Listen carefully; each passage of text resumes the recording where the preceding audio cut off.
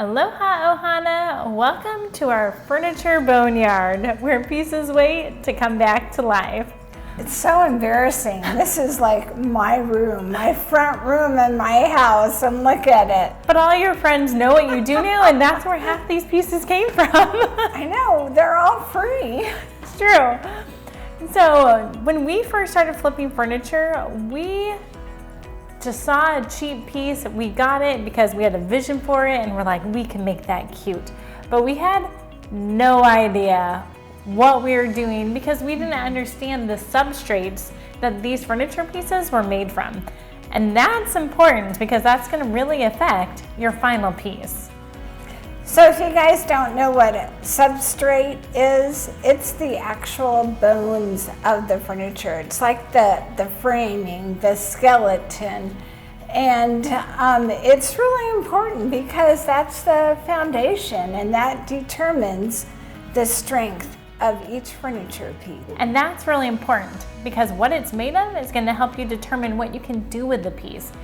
Can you sand it down to bare wood? Can you stain it? Are you limited to just painting?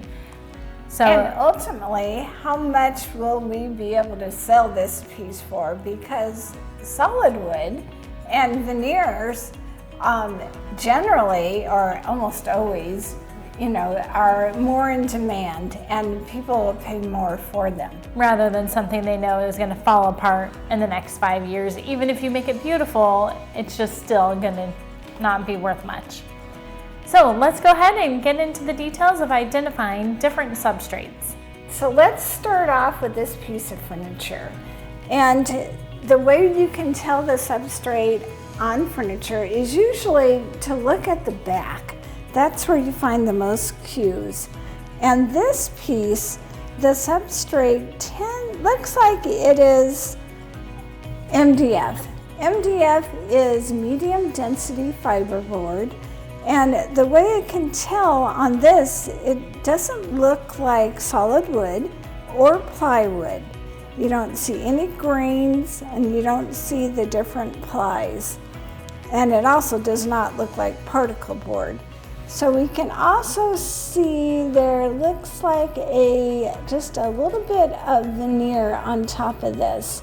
And this one's not bad. Sometimes the veneer on MDF is very, very thin, like paper thin. This looks a little bit thicker. And then on the front, you can see it's either been chewed or just scuffed up. And so what's left here is definitely MDF because it's not solid wood, not particle board, and not plywood. So you can tell there's really no way to fix this besides plywood. So this is definitely going to be painted down here when you're refinishing it. And you'll find that on a lot of pieces. There's going to be a combination of different types of substrates or bones. Sometimes it's, particle board and MDF. And even might be some solid wood trim, perhaps around the drawers or somewhere. Right, and jumping back to the veneer, you can see the green on here. So on this piece, if I were refinishing this piece, I would sand this down to get it to the raw veneer so that we could stain it on top and only paint the parts that we have to paint. And you're going to find that many, many furniture pieces that have been manufactured since about the early 1990s are now MDF. Practically everything, and it's a really heavy material, almost as heavy as solid wood, but it's the low quality and the high quality pieces are pretty much all MDF now. They really are, and it does have a lot of advantages, like say over particle board. I mean, it is pretty strong and pretty heavy, but it can sag. It's very flexible, and that can be a good thing or a bad thing. And it can also get damaged really easily. Mm-hmm. Next, we have this beautiful Art Deco waterfall piece, and you can tell this has lots of veneers because look at all the different patterns that are in here. They're all a little different, so you can tell they've laid different veneers over the top of whatever the substrate is. So if you look at the drawer nice and close on the side, you can see the veneer for the front over a cheaper wood.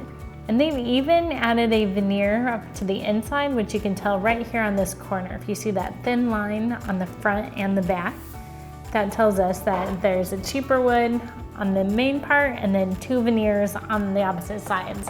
So let's go ahead and take a look at the back too and see if we can find out what the whole piece is made out of. One thing to really pay attention to when you're looking at pieces is looking for any chipping veneer.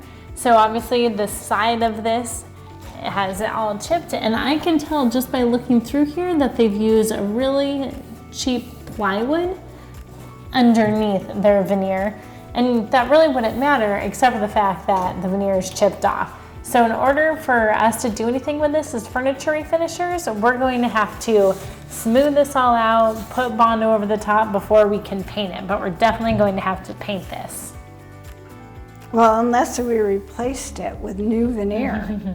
Yeah, there's a little bit of water damage though. I think it'd be hard to make it perfect. It would be hard. So this is looking at the back of the piece. You can tell this corner trim piece is actually solid wood, so nice and sturdy. Even this trim piece up here is solid wood. And this is solid wood too, just a cheaper wood. This, I'm not sure, it looks like some sort of veneer since it's peeling off here. So these old pieces are made up of a lot of different substrates, all of which we can work with as furniture refinishers. So this piece is really interesting. When we first got it, I thought it was solid pine. But lo and behold, if you look at the back on this top, you can see this is definitely particle board. Yeah, particle board has this very distinct, multi-colorful, grainy type of look to it. Yes, another name for particle board is chipboard. And it is like little piece chips of I guess, board, you know, glued together. But it does have a veneer of pine, and it does look like a pretty thick veneer. So we can sand that. Pine's so cheap, I've never seen a pine veneer before, but we'll be able to sand it and hopefully stain the top when it's all done. Yeah, it'll look great. But particle board is my least favorite substrate to work with because it's lightweight, it's cheap, it falls apart, and it bubbles when it gets wet. Yeah, and you really can't recover damaged particle board. And the last piece we're looking at today is this old piece.